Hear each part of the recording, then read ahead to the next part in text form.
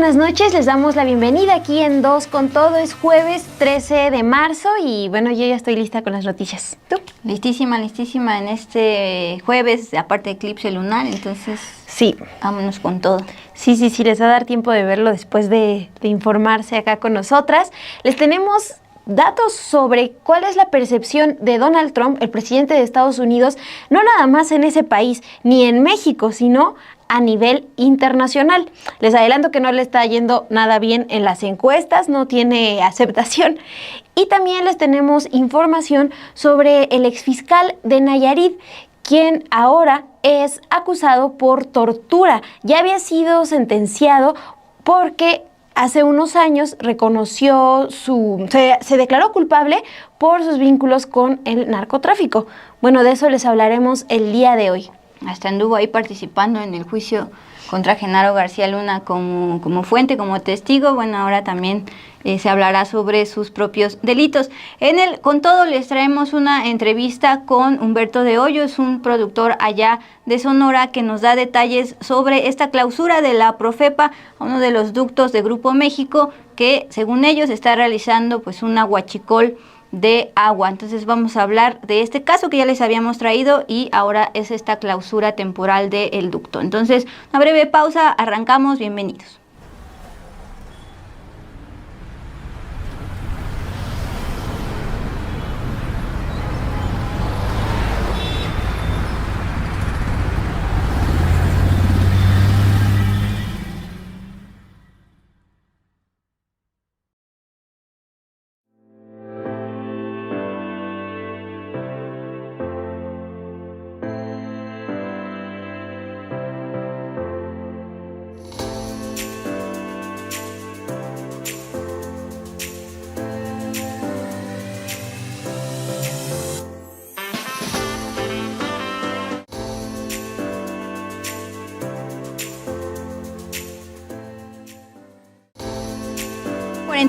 Tiempo del centro de México. Gracias por estar con nosotras esta noche especial de eclipse lunar. En unos momentos más, particularmente exactamente a las 11 de la noche, tiempo del centro de México, se comenzará este proceso de eclipse lunar, también conocido como luna de sangre. Los detalles los tendrán más adelante. Mientras tanto, los saludamos como siempre. Gracias Rodolfo Salas, Gerardo, Luis María Martínez. Por acá, Bruja Escaldufa nos saluda. Hola, Dulce Imón. También por acá andaba el buen Tiguerón. Luz Clara, otra vez nos manda un tecito. A ti un café. A mí un café. Y nos arrancamos con las noticias en este jueves 13 de marzo. Continuamos con actualizaciones del caso de las corridas de toros aquí en la Ciudad de México. Ha sido durante años la intención de los colectivos animalistas de que se prohíban las corridas de toros aquí en la Ciudad de México. En su momento se logró a través de amparos suspender las corridas en la famosa Plaza de México, patrocinada, le decía Amón, por GNP, es decir, una de las empresas de Grupo Bayeres, una de las familias más ricas de México luego del fallecimiento del propio Bayeres. Bueno, pues en el capítulo de hoy, y luego de que ayer la presidenta Claudia Sheinbaum desde Palacio Nacional, desde su conferencia matutina, pues sugirió un esquema donde se mantuvieran las corridas de toros, pero sin violencia, pues esta mañana, en automático, la jefa de gobierno, Clara Brugada, anuncia en una rueda de prensa, pues una propuesta a esta iniciativa ciudadana que en un primer momento estaba prohibiendo como tal las corridas de toros. Bueno, anuncia una modificación a esta propia iniciativa para hacer una cosa llamada espectáculo taurino sin violencia, exactamente lo que había propuesto un día antes la presidenta Claudia Sheinbaum. Bueno, ya hubo reacciones de dos frentes. Por un lado, el propio colectivo México Sin Toreo, que es este colectivo de más de 70 organizaciones que habían impulsado esta iniciativa ciudadana con más de 27,000 firmas, bueno, en un comunicado acepta esta modificación porque dice que en algún momento, cuando los aficionados vean que estas corridas de toros ya no va a tener violencia, ya no va a tener sangre, van a dejar de ir, entonces eventualmente van a desaparecer. Esta iniciativa, ya con la modificación del gobierno de la Ciudad de México, espectáculo taurino sin violencia, se va a discutir en el Pleno del Congreso de la Ciudad de México el próximo martes 18 de marzo, ya con las modificaciones. Y en tanto, el movimiento de taurinos convocó a una rueda de prensa alrededor de las 5 de la tarde de este jueves y pidió el diálogo para tratar de evaluar si son viables las condiciones de realizar lo que ellos llaman la fiesta brava, pero sin maltratar a los toros. Ellos están adelantando que no ven viable poder hacer esto y además citan algunos sitios de otros países donde no ha tenido éxito económico. Primero vamos a escuchar lo que anuncia esta mañana la jefa de gobierno Clara Brugada, luego de la propuesta de la presidenta Claudia Sheinbaum.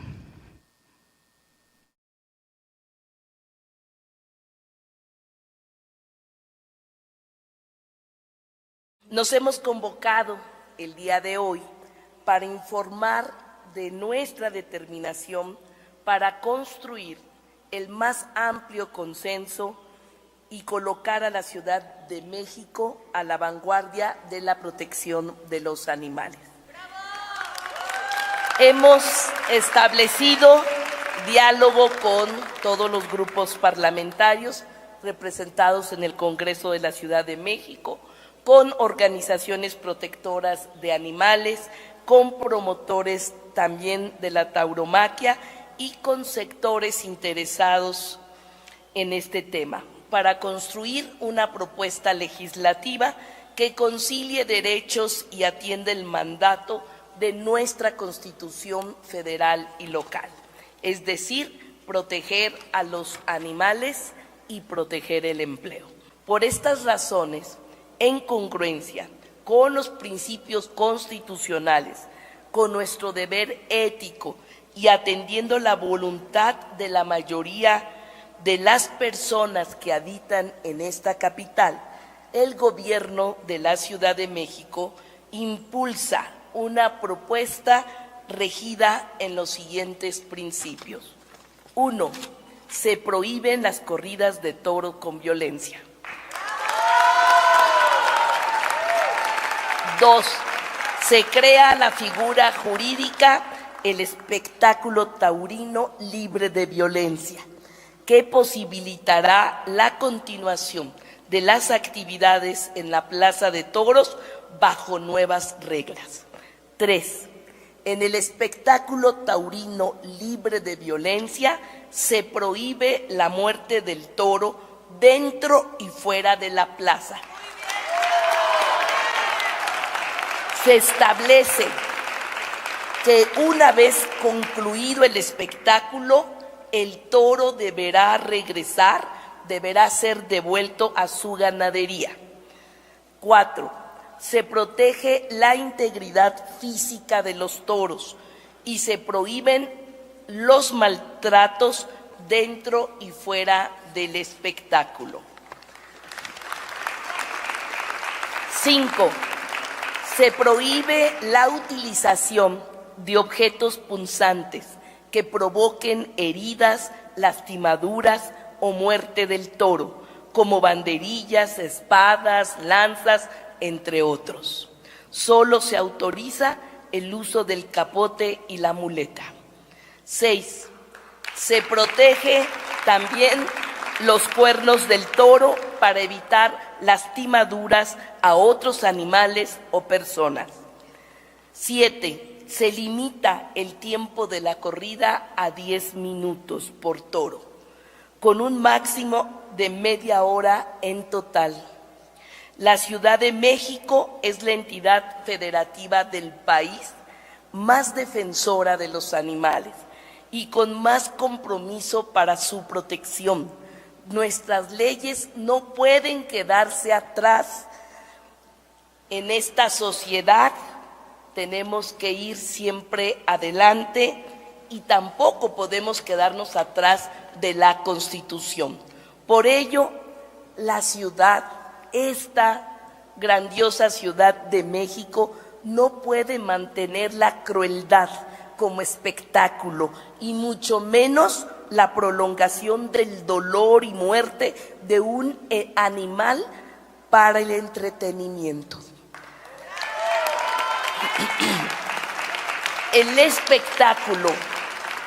El espectáculo de sangre no puede justificarse bajo ningún concepto de arte o tradición. Algunos argumentarán es parte de tradiciones y de cultura, pero la cultura, la música, el arte e incluso los derechos cambian, evolucionan, se transforman, y las grandes ciudades tenemos la obligación de transformarnos a la vez. El bienestar de los animales es un derecho y un deber para la sociedad. Este fue el anuncio de la jefa de gobierno de la Ciudad de México, Clara Brugada, luego de que la presidenta Claudia Sheinbaum desde Palacio Nacional pues pidió un esquema así, corrida de toros, pero sin maltrato, sin violencia. Más allá de lo propuesto y que esta iniciativa se va a discutir y votar la próxima semana en el Congreso de la Ciudad de México, justo el martes 11 de marzo, cuando legalmente era el último día que tenía el Congreso de la Ciudad de México para votar esta iniciativa ciudadana, que en un primer momento sí prohibía la corrida de toros, ENCOL, esta casa encuestadora conocida, pues justamente consultó a los capitalinos, a los habitantes de la Ciudad de México en torno a ello. Primero, ¿usted está a favor o en contra de la corrida de toros? Se le preguntó. Un 75% dijo que está en contra y un 25% dijo estar a favor, exclusivamente en la Ciudad de México, que es justamente donde se está discutiendo, al menos por ahora. Luego, en la siguiente diapositiva, también a mayor detalle, y justo considerando esta propuesta que se acaba de plantear por el gobierno de la Ciudad de México y que todavía falta de votarse, pero tienen los votos necesarios, dice: si en las corridas de toros no se hiciera daño al animal, ¿usted estaría a favor o en contra de las corridas de toros? 54% estaría en contra y a favor 46%. El principal argumento del gobierno de la Ciudad de México para mantener las corridas de toros, aunque sin supuesto maltrato, es considerando la famosa derrama económica que genera, y sobre todo también la cultura de barrios y pueblos originarios por parte de los fanáticos de la tauromaquia. Bueno, les decía, hubo dos reacciones. La primera fue de la coalición México Sin Toreo, la cual como tal fue la que propuso esta iniciativa ciudadana de prohibir la corrida de toros a partir del respaldo de 27,000 firmas, y en un comunicado pues termina aceptando. Dice: confirmamos que ha nacido el espectáculo taurino libre de violencia, es decir, está aceptando este concepto planteado por el gobierno de la Ciudad de México. Sabemos que esta no es la prohibición que motivó la iniciativa, pero sí es un mejor escenario que el que tienen los animales actualmente, es decir, entre los males el peor, según ellos. Confiamos en que estas acciones contribuirán a desalentar a la afición que quiere un espectáculo con sangre y muerte, y que esto llevará a que inevitablemente las corridas de toros terminen, es decir, su apuesta es a largo, mediano plazo, cuando los aficionados a la tauromaquia vayan a la Plaza México y vean que ya no va a haber sangre, aunque pues en general el hecho de que un animal, un toro, esté pues en un show ya implica por sí mismo el maltrato. Bueno, ese por el lado de México Sin Toreo. Y por el lado de la tauromaquia convocaron a una rueda de prensa este jueves a las 5 de la tarde más o menos, y ahí manifestaron que ellos no ven viable como tal que se pueda ofrecer un espectáculo de tauromaquia, de fiesta brava, sin que haya sangre de por medio. Así lo dicen, y de hecho dijeron que ya hay casos en que no se utiliza como tal la violencia, matar al toro, como en la isla del Mediterráneo, en zonas de Portugal y en la capital de Ecuador, en Quito, y eso, como ya adelantan los de México Sin Toreo, ha reducido la asistencia de los fanáticos, por lo cual es un impacto económico a tanto las ganaderías, los que crían esos toros de lidia, como a estos lugares como la Plaza México, insisto, patrocinada por grandes empresarios como GNP de la familia Bayeres. Vamos a escuchar al presidente de la tauromaquia mexicana, pues plantear su respuesta, su reacción ante lo propuesto esta mañana por la jefa de gobierno, Clara Brugada. El sector taurino mexicano, representado por las personas que están aquí, estamos totalmente dispuestos al diálogo y a una apertura de estudio, de ver esta propuesta de alternativa, en qué consiste, porque realmente nos sorprendió lo que ahí se presentó. Lo que ahí se presentó, pues son 7 condiciones para que se preserve la corrida de toros en la Ciudad de México, y pues estas condiciones son absolutamente raras, no se usan en ningún lugar del mundo, no hay una fiesta taurina tal como la presentaron esta mañana. Por lo tanto, creemos conveniente que nosotros, que somos los que somos directamente responsables del espectáculo taurino, tanto empresa como ganaderos como toreros, y los aficionados, que son los que mandan, tengan la libertad de expresar su punto de vista. Entonces, lo que queremos es comentarle a las autoridades que debemos ser convocados, debemos de tener mesas de trabajo profundas, precisas, para poder determinar qué es lo que se propone y cuáles son los puntos de vista de las partes relacionadas afectadas. Creemos que este modelo fue tomado de un modelo de una isla del mar Mediterráneo, donde se propuso una cosa parecida, se autorizó por el ayuntamiento de esa entidad y 2 años después fue revocada por la Corte Constitucional del país de cual depende esta isla. Entonces se dieron cuenta de que la gente no tenía el menor interés en asistir a un espectáculo de ese tipo, y pues las corridas incruentas, como se mencionaron en la mañana, solamente se ejercen en Portugal, que es un espectáculo muy diferente, y ahí sí pues se usan adminículos como banderillas y pullas y demás. No se mata el toro, pero sí se lidia con algunos utensilios. Y la otra ejemplo que hay pues es la Feria de Quito, Ecuador, donde ya hace años se prohibió en la capital nada más, en el resto del país no. Y en la capital la feria taurina prácticamente se ha extinguido, al igual que la feria de juegos y de celebración de los quiteños. Entonces, los toros son un espectáculo que atrae pues mucha gente, no solamente de la Ciudad de México, sino del interior del país. Profusamente vienen aficionados de todo el país a la Plaza de Toros México, y vienen muchos extranjeros, muchos sudamericanos, muchos norteamericanos y algunos europeos. Entonces creemos que es de tal importancia la propuesta que se quiere impulsar esta mañana, que creemos que tenemos el derecho, como ciudadanos que somos, la libertad que nos da de libre empresa la Constitución, a ser consultados y sentarnos en mesas de trabajo en los cuales se lleguen a una conclusión conveniente. Me voy a ver en la penosa necesidad de leer estos comentarios que reflejan a ese 75% de capitalinos consultados por ENCOL que están en contra. Diana Berríos, o sea que esos viejos miados lo que quieren es sangre y toros muertos, y no. Laura CH, a ver si nos pueden ayudar a volver a proyectar justamente para que veamos quiénes están defendiendo la tauromaquia. Laura CH, puro señor o facho, anquilosado, defendiendo la violencia animal, solo así se sienten viriles. Y Edgar Chávez García, ahí, gracias, ahí están los representantes de tauromaquia. Ahí yo veo en la mesa a puro huachican facho. ¿De dónde sacan que los pueblos originarios se dedican a la tauromaquia?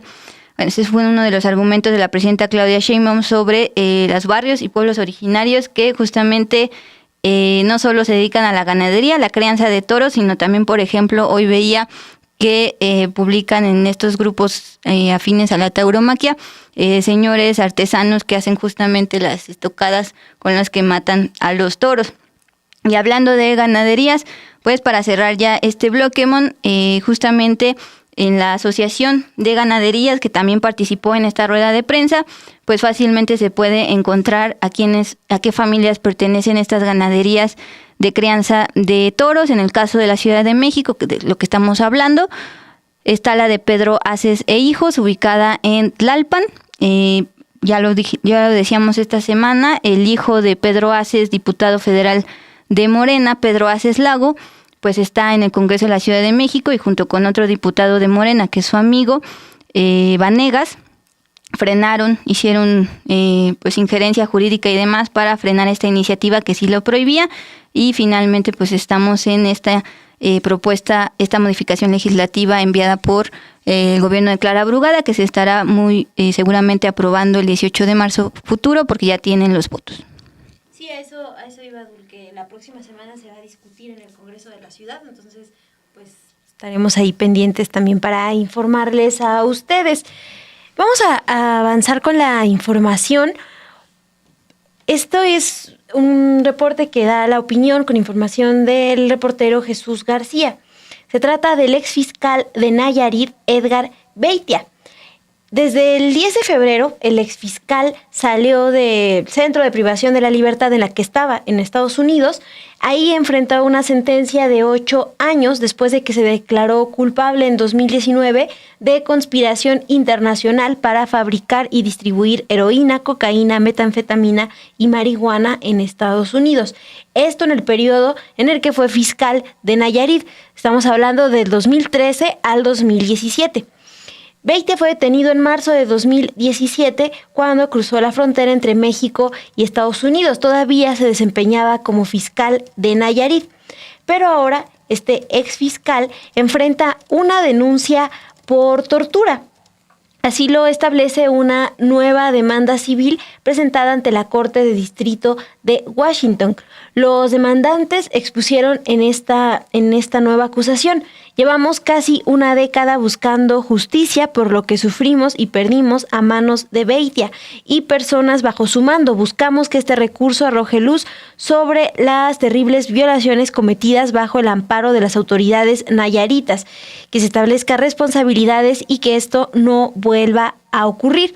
La demanda que interpusieron 5 familias de Nayarit es por casos de tortura en los que se acusa directamente al exfiscal y a agentes estatales bajo su mando, esto entre el 2012 y el 2017.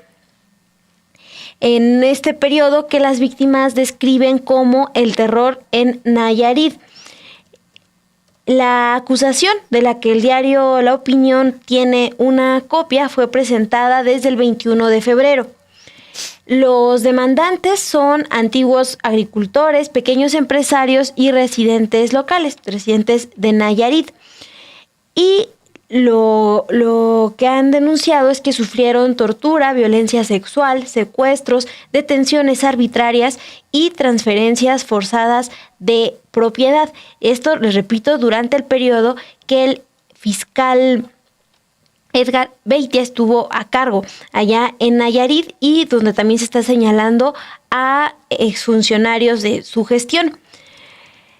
Este fiscal había sido sentenciado a 20 años privado de la libertad en Estados Unidos, pero logró reducir su sentencia después de cooperar en el caso del exsecretario de Seguridad Pública de México, Genaro García Luna, quien ustedes saben fue sentenciado a más de 38 años privado de la libertad por sus vínculos con el narcotráfico.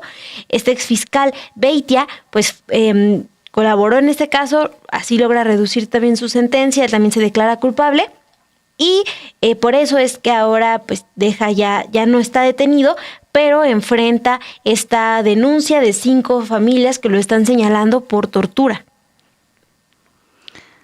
Pues ahí está uno de los testigos estrella en el juicio contra Genaro García Luna.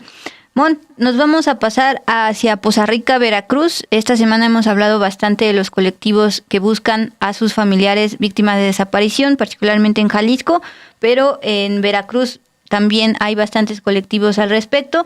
Y pues se tiene la información de uno de estos colectivos de Veracruz que uno de los integrantes fue golpeado y asesinado por policías allá de Poza Rica, Veracruz.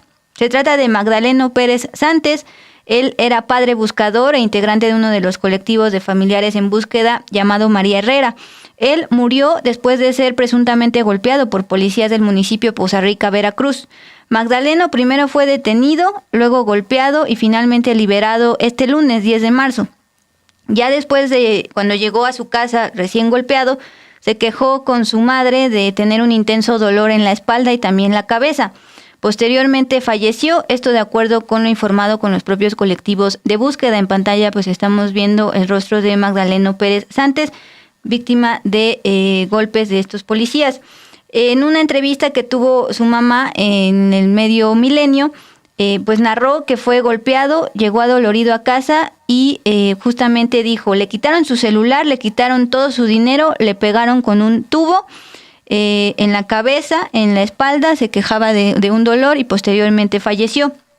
Entonces, ante esta narración, el colectivo de buscadores responsabilizó directamente a la Policía Municipal de Poza Rica y también responsabilizó al personal médico dentro de donde lo tenían detenido, porque señalan fue cómplice y además negligente al no canalizarlo a atención médica urgente e inmediata luego de haber recibido golpes en la cabeza y con un tubo.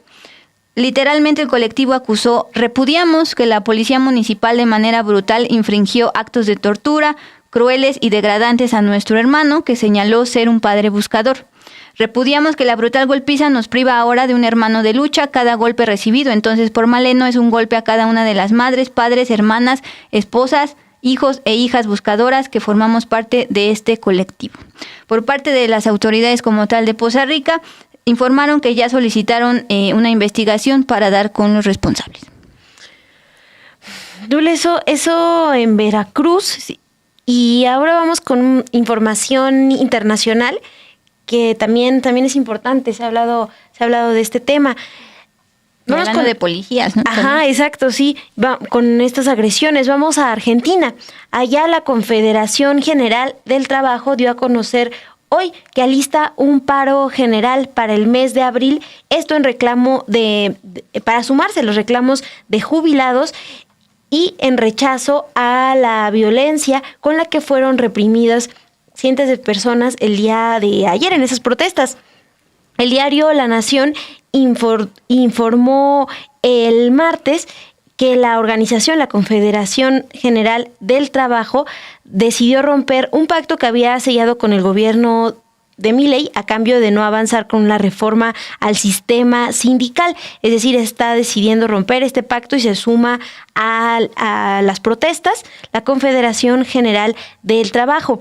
La represión contra los jubilados dejó 120 detenidos y al menos 20 personas hospitalizadas. Y los planes para la que sería la tercera huelga contra la gestión de Javier Milei ya se han acelerado. La fecha exacta todavía está por definirse. Se está hablando de que será hasta la próxima semana cuando den una fecha la Central Obrera. Y también lo que ha llamado la atención, además de pues todas estas personas detenidas, al menos 20 personas hospitalizadas, es que entre las personas detenidas había incluso menores de edad. El diario Página 12 reportó, por ejemplo, la detención de Armando, de 12 años, y Lautaro, de 14. Los policías los detuvieron arbitrariamente cuando salían de la escuela. Un testimonio, el que recoge el diario Página 12, señala que a uno de estos adolescentes pues los detuvieron con la excusa de que al correr a uno de ellos se le cae un mate que llevaba en la mano y los policías pensaron que era una piedra o un proyectil, entonces los detienen. Ese es el argumento que le dan a la madre de uno de estos adolescentes. Y también entre las personas heridas está el fotoperiodista independiente Pablo Grillo, reportado en estado grave después de recibir un golpe en la cabeza con una de las granadas de gas lacrimógeno. Vamos a ver el siguiente video que prepara la unidad de multimedia de Sin Embargo y regresamos.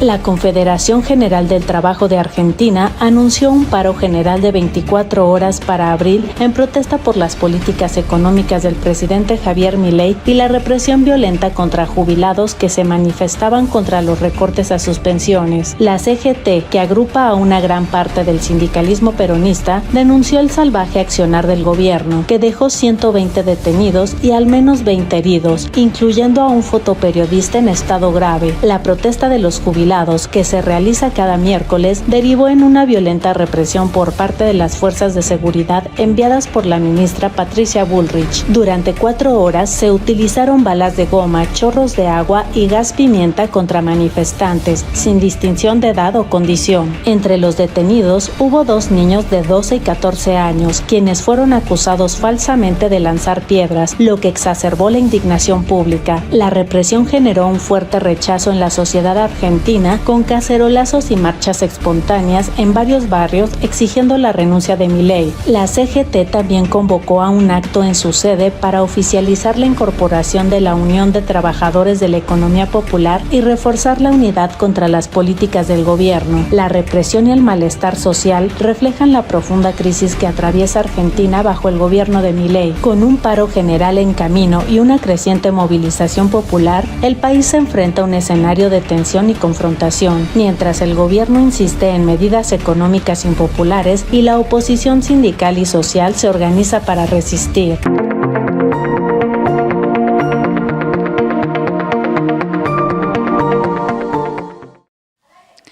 Varios comentarios ya en el chat, gracias por estar aquí. En el caso del padre buscador golpeado y luego fallecido allá en Poza Rica, Bernal Manzanillo, qué rabia, un papá muerto por buscar a su hijo desaparecido y golpeado por los que se supone deberían protegerlo. Esa no es nuestra justicia, está diciendo Bernal Manzanilla. Y sobre lo que veíamos en imágenes sobre Milei y la represión en Argentina, que incluso también derivó en un colega fotoperiodista herido, pues están diciendo que se tiene que ser para golpear a jubilados, es decir, personas mayores de edad. Ahora nos pasamos a temas económicos, comerciales particularmente, todo un bloque tromposo otra vez, porque ayer nos quedamos esperando lo que iba a decir el secretario de Economía, Marcelo Ebrard, luego de su viaje a Washington para seguir negociando en torno a los aranceles, particularmente los aplicados a todos los países por parte de Estados Unidos de aluminio y acero que embarran al sector automotriz por ser materiales utilizados. Bueno, pues en ese contexto, dado que México no reaccionó con más aranceles a Estados Unidos, como sí lo hizo, por ejemplo, Canadá y la Unión Europea, empezando una guerra de aranceles, y como sí lo hizo México, pero en época de Peña Nieto, entonces el secretario de Comercio de Estados Unidos, Howard Lutnick, pues ya está reconociendo tanto al gobierno mexicano, pero también al de Reino Unido, por precisamente no responder recíprocamente a estas medidas arancelarias impuestas el día de ayer por el gobierno de Donald Trump. Señaló que tal decisión entonces podría significar un trato mejor al momento de negociar. Esto lo dijo en una entrevista con Bloomberg y pues dijo lo siguiente. Por acá tenías... Aquí está. A ver, ayúdame. Sí. Europa y Canadá no respetan a Donald Trump ni la capacidad de Estados Unidos para desarrollar su industria del acero y el aluminio, vital para la seguridad nacional. Mientras tanto, si observamos a México y al Reino Unido siendo pragmáticos y reflexivos, la forma en que vamos a tratar con ellos será mejor. Es lo que plantea el secretario Lutnick en la conversación que tiene con Bloomberg. Sí, es este medio especializado en finanzas. Y pues también nuestro jefe de información, Obed Rosas, nos prepara algo al respecto. Sí, sobre todo enfocado en cuál ha sido la recepción de Estados Unidos del presidente Donald Trump a nivel mundial. Sí, porque lo que muestran distintas encuestas es que no es el líder más popular ni en su país ni a nivel internacional. Esto pues después de que asume el poder desde el 20 de enero, pero por ejemplo lo que señala una encuesta en Canadá, una encuesta nacional realizada por Nanos Research para The Globe and Mail, reveló que el 90% de los canadienses afirma que su opinión sobre Estados Unidos empeoró en el último año, y al pedirles que describan sus sentimientos, las dos respuestas principales son pesimismo e ira. Así es como describen en Canadá pues esta relación con Estados Unidos desde que es gobernado por Donald Trump. Mientras que en México, una medición que realiza Buendía y Márquez para el diario El Universal arrojó el pasado 25 de febrero que el 80% de los mexicanos tienen una mala opinión de Donald Trump. Este es el nivel más alto en este segundo periodo de gestión de Donald Trump, pero todavía está por debajo del 87% de rechazo que Trump registró en la misma medición, pero en febrero del 2019, durante su primera gestión. También este reporte que realiza nuestro jefe de información, Obed Rosas recoge los resultados de las encuestas de YouGov realizadas en España, Francia, Italia, Alemania y el Reino Unido para el diario El País, donde también muestran el rechazo que existe hacia Donald Trump. Vamos a ver el siguiente video que prepara la unidad multimedia de Sin embargo, con información de Obed Rosas. Donald Trump no es el líder más popular alrededor del mundo, pero tampoco en Estados Unidos, y ciertamente el sentimiento de simpatía hacia Estados Unidos no ha mejorado desde que asumió el poder el pasado 20 de enero, pero particularmente a raíz de las medidas proteccionistas y amenazas con las que ha dirigido la potencia norteamericana en estos 50 días de su segundo mandato. En Canadá, por ejemplo, una encuesta nacional realizada por Nanos Research para The Globe and Mail reveló que el 90% de los canadienses afirmó que su opinión sobre Estados Unidos había empeorado en el último año, y al pedirles que describieran sus sentimientos, las dos respuestas principales, con diferencia, fueron pesimismo e ira. En contraparte, más de la mitad de los canadienses afirmaron que su percepción de su país había mejorado o ligeramente mejorado en comparación con hace 12 meses. Nick Nanos, jefe de datos de Nanos Research, indicó que incluso si ambos países retoman relaciones cordiales, el sentimiento negativo que sienten los canadienses será difícil de revertir. Es como si tu mejor amigo te dijera que ya no quiere ser tu amigo. Quizá puedas superarlo, pero no puedes retractarte de lo que se ha dicho. Y creo que para muchos canadienses, lo que ha salido de Estados Unidos no se puede retractar. La medición reveló además un aumento en el sentimiento patriótico de los canadienses. El 40% de los encuestados dijo que sus vecinos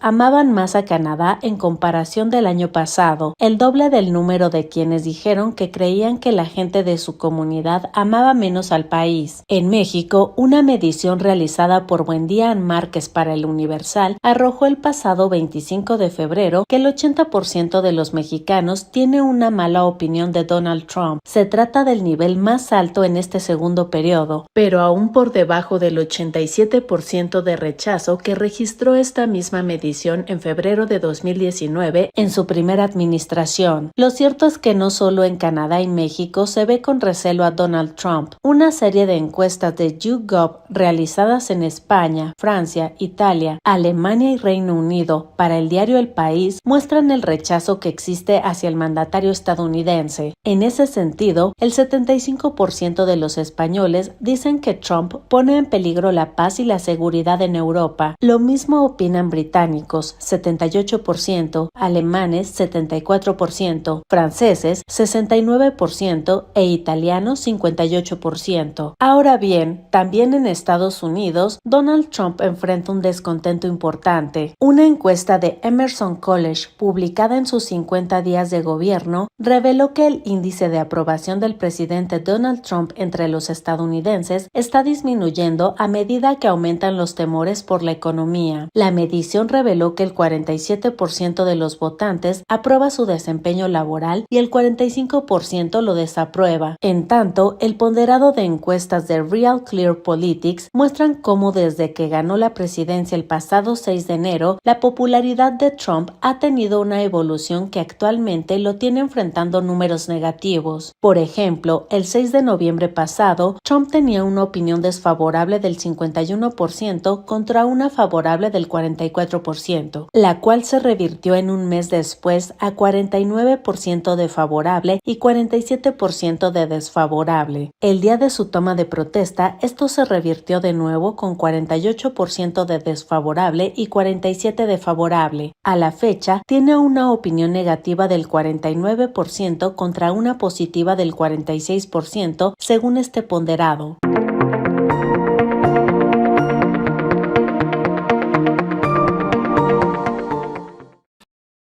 Llegado a su gustada sección Con Todo, gracias por continuar con nosotras en este jueves 13 de marzo. Vamos a presentarles cómo la Profepa clausuró, al menos de manera temporal, un ducto de una minera de Grupo México, y no cualquiera, la minera que hace más de 10 años fue la responsable del derrame de tóxicos sobre la cuenca de Sonora. Vamos con ello.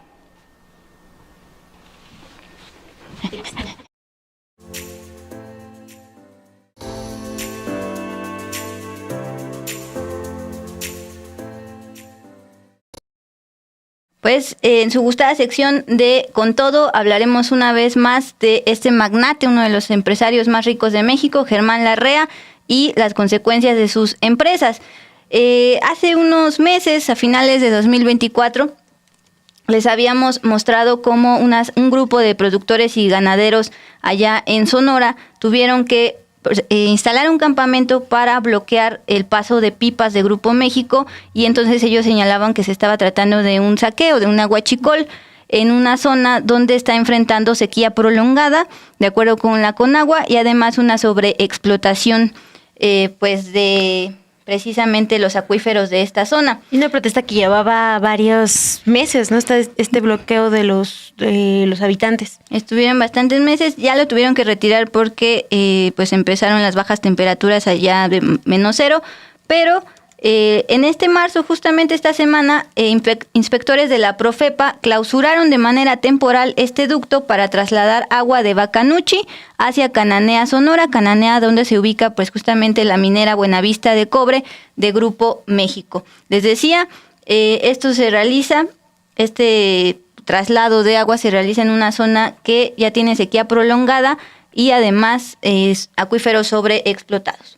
Bueno, de acuerdo con estos inspectores de la Profepa, que lo dieron a conocer en un comunicado esta semana, además del ducto se encontró que habían removido vegetación en algunas áreas, ya que esta tubería se conecta con una serie de pozos que precisamente extraen agua del río Bacanuchi. Como tal, se cerró porque no cumplía con permisos ambientales.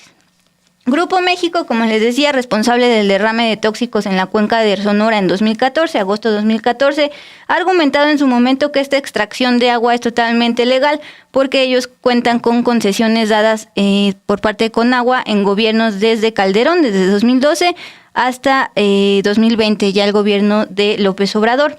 Bueno, pero esta instalación, o sea, las concesiones son legales, pero la instalación del ducto, que mide 10.500 metros con un diámetro de 89 centímetros, eso es lo que no cuenta con autorización de la autoridad ambiental, así lo justificó Profepa para hacer esta clausura.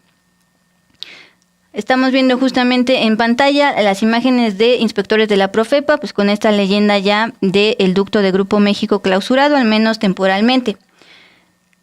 Conversando con un productor de allá, Humberto de Hoyos, pues se habla de cómo ya es una guerra por el agua entre uno de los empresarios más ricos del país, Germán Larrea, y ellos, pequeños productores y ganaderos que lo denunciaron ante la Profepa y por eso investigaron y ya lo clausuraron. Vamos a hablar justamente de esta sequía prolongada allá en Sonora, Mon. En todo el noroeste de México, el 67% registra sequía extrema, de acuerdo con el monitor de la Conagua al corte del 28 de febrero, a finales de invierno. El caso de Sonora, Conagua lo cataloga con la letra L en este mapa de sequía, es decir, largo periodo de sequía mayor a 6 meses. Estamos viendo en pantalla justamente al corte del 28 de febrero, en rojo y vino se ve sequía extrema y severa.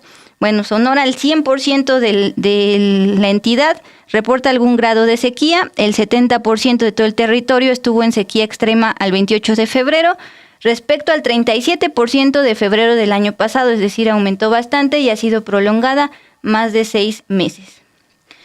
En este contexto, Humberto de Hoyos, productor ganadero de Sonora, que además formó parte de este bloqueo del que les hablamos el año pasado para evitar que pasaran pipas de Grupo México, bueno, habló con nosotras y dice que él no confía en que esta clausura del ducto pues dure mucho porque pues hay una tendencia de impunidad por parte de Germán Larrea y todas sus empresas de Grupo México, a pesar de la sequía bíblica reconocida por el gobernador de Sonora, Alfonso Durazo. Así lo dijo. Están muy necesitados de agua la minera, eso lo sabemos perfectamente bien. Gente dentro de la minera nos dice, está sufriendo mucho Grupo México por la falta de agua, pero más estamos sufriendo y vamos a sufrir todos los que estamos aquí en el río de Sonora. Entonces, muchas cosas que están sucediendo aquí lo ponen a uno a pensar, ¿por qué con esa impunidad la minera hace lo que quiera? pone, ya vieron en el estudio, son creo que 81 centímetros el diámetro de la tubería con la que van a extraer agua. Imagínense la cantidad de agua que se nos va a sacar de aquí de la región. Los mantos acuíferos ya han bajado hasta 35 metros. No ha habido lluvias. El mismo gobernador dijo que esta sequía era bíblica, de proporciones bíblicas. Entonces, ¿por qué se sigue sacando el agua? Nos preguntamos nosotros, nos quieren tapar el ojo parando a la construcción, irán a darle una multa de 40, 100 mil pesos o algo que es irrisorio para la minera, y una vez pagada esa multa los van a dejar continuar. El agua se está acabando, estamos en el desierto, no hemos tenido lluvias, Cananea no ha podido crecer porque la minera dice el agua es de ellos. Después de sobreexplotar el río San Pedro Sonora para la producción de cobre, la minera del empresario Germán Larrea se desplazó hacia el río Bacanuchi, en Sonora, para extraer con pipas el agua de sus pozos, como bien nos decías, Dul, concesionados por la Conagua en los gobiernos de Felipe Calderón y hasta el sexenio del expresidente Andrés Manuel López Obrador. Ante esto, el verano pasado, pequeños productores y ganaderos bloquearon la carretera Cananea-Bacoachi para intentar impedir el paso de las decenas de pipas de Grupo México. Ellos estaban señalando que estaban extrayendo agua del río Sonora. Este campamento que mantenían los productores fue retirado en invierno por las temperaturas bajo cero registradas en la zona. Pero este marzo, los inspectores de la Procuraduría Federal de Protección al Ambiente, la Profepa, iniciaron una inspección después de recibir distintas denuncias ciudadanas acerca de las obras que se realizaban en este camino vecinal entre Bacanuchi y Cananea, que es en donde opera la mina de cobre. Pero el productor Humberto, con el que hablaste, Dulce, menciona que todavía no creen que la clausura dure mucho, porque los abogados de Grupo México pues han caracterizado por movilizarse también rápidamente. Vamos a escuchar qué es lo que planteó el productor Humberto en entrevista. Nos dio mucho gusto que el gobierno finalmente esté tomando acción en lo que está sucediendo aquí. Nosotros tenemos meses mandando información a las distintas dependencias. Algunos de los comentarios pues se nos han hecho ilógicos, ¿no? De que nos pedían que nosotros demostráramos que el agua se estaba sustrayendo ilegalmente, cuando pues para nosotros es función de ellos hacer estos estudios. Aquí nosotros constantemente estamos revisando, aquí son dos vertientes, ¿no? Una es el río de Bacanuchi y el otro el río de Sonora. En el río de Sonora tuvimos un paro donde no dejamos pasar las pipas. Fue aproximadamente 7 o 8 meses que no dejamos pasar las pipas. Por el río Bacanuchi están haciendo, que fue donde los acaba de parar la Profepa, estuvieron haciendo pozos. Y como no pudieron sacar las pipas por el río Sonora, están haciendo un acueducto del río Bacanuchi hasta el río de Sonora para extraer esa agua. Nosotros aquí comentamos que a lo mejor es una medida para medio calmarnos a nosotros, decirnos, mira, ya los pararon, estamos seguros que la minera, los licenciados se van a mover, a lo mejor hay algún movimiento raro por ahí, se les va a autorizar el permiso, se va a legalizar todo esto y se va a seguir con la extracción del agua. Antes de darles la cereza del pastel de este caso, Hugo González nos pregunta, mi duda es por qué tienen doble concesión, es decir, Grupo México, en este caso la minera Buenavista, responsable del derrame de tóxicos que hasta la fecha siguen causando enfermedades y muertes por tener metales en la sangre. ¿Por qué tienen doble concesión? Concesión minera y concesión de agua. Se supone que no vienen en paquete. Pues es que justamente la Secretaría de Economía se dedica a dar las concesiones como tal de exploración y explotación a las minas. Secretaría de Economía también de antaño, desde Ernesto Zedillo.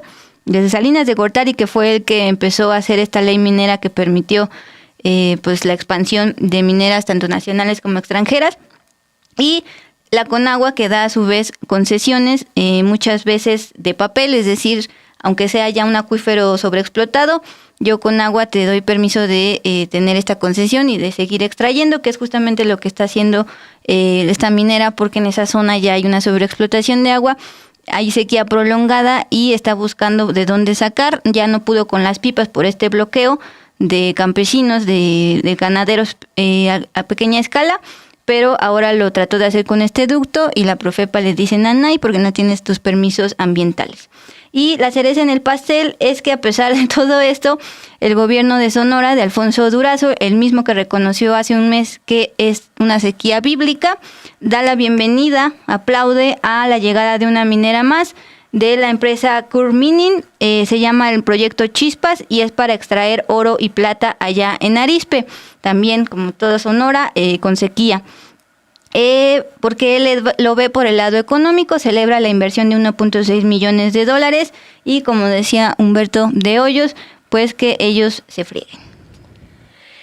Pues la información es importante pues recordar o destacar esta entrevista que haces con Humberto de Hoyos, el productor ganadero de Sonora, porque recientemente hace la Profepa este anuncio de la clausura del ducto de Grupo México. Pues con esa información nos vamos a los datos que les tenemos preparados hoy en Al Cierre.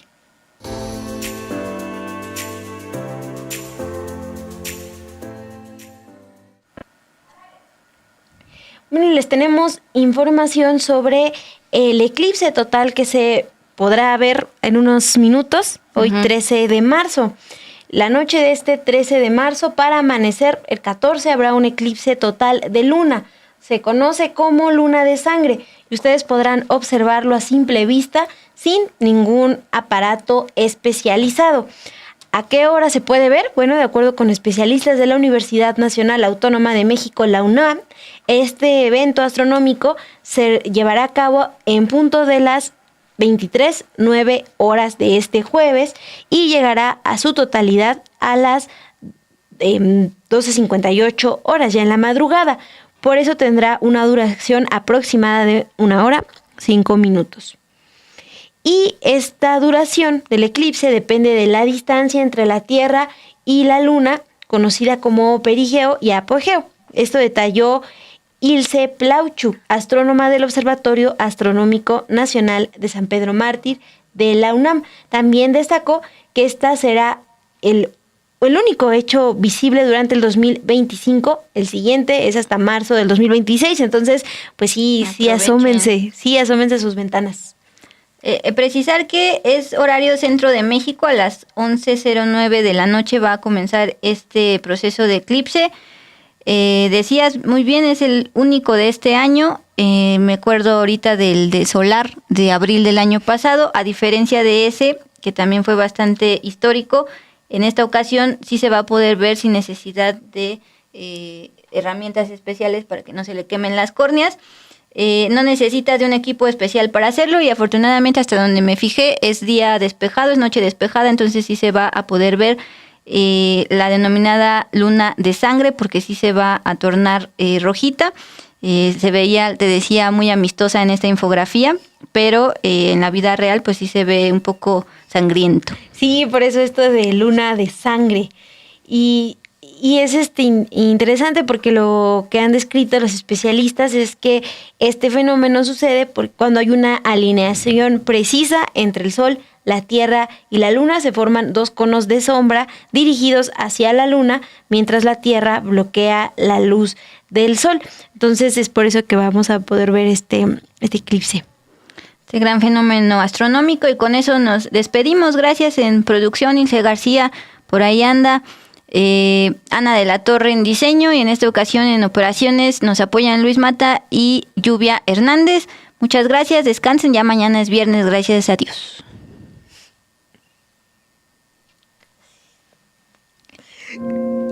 Gracias.